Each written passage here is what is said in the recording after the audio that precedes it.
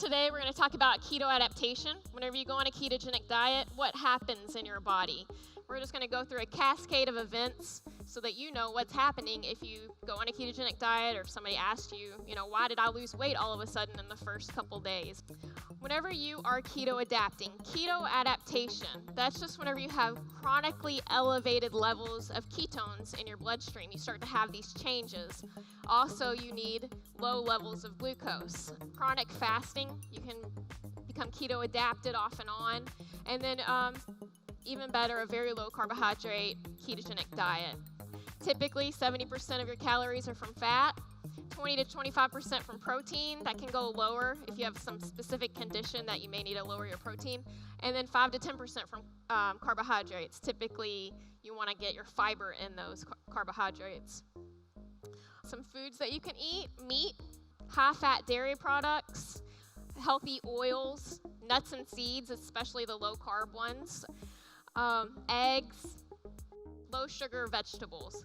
Usually leafy greens are a safe way to go. You want to look at a lot of those. What happens whenever you restrict your carbohydrates? First, you're going to decrease your glucose, your blood glucose levels, the blood sugar levels, because you're not taking in dietary carbohydrate. So glucagon, the pancreas senses low glucose levels, and whenever it senses that, it releases glucagon. If it senses high glucose levels, it's going to release insulin. So you start having a high glucagon, low insulin ratio, and this is going to put you into a state of breakdown, because it's going to sense that your glucose levels are low, and you need to maintain your glucose levels because certain cells have to have glucose. Red blood cells, parts of the central nervous system, they have to have glucose, so you have to maintain your glucose levels.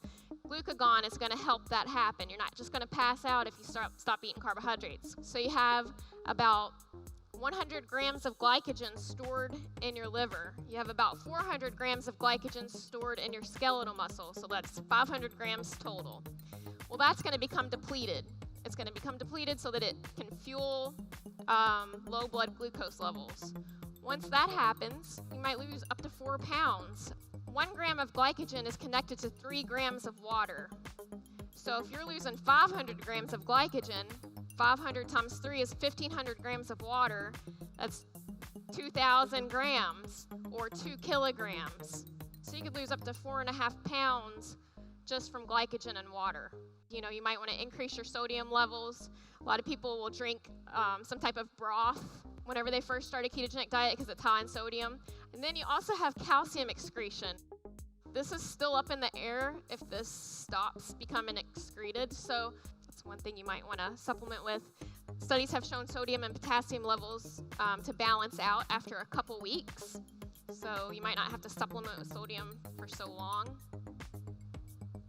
And then you start having increased fatty acid oxidation, and this is because you have high glucagon levels. So the fats in your adipose tissue start to become mobilized even faster and break down, and then you have fatty acids to be able to be used for fuel.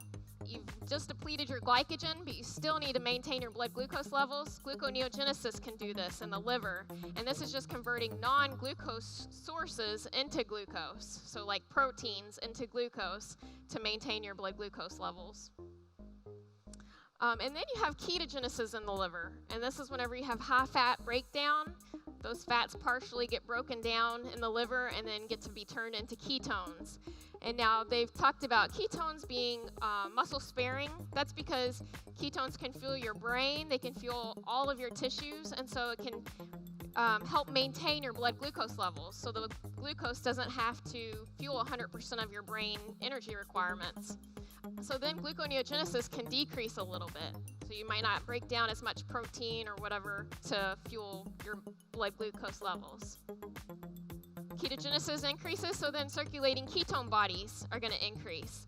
And chronically high levels of circulating ketone bodies cause these MCT1 transporters to be increased. And that's not MCT oil. It sounds, I get that question a lot. It's MC, they just have the same name. MCT transporters, that's what transports ketones from your bloodstream into the cells to be used for fuel.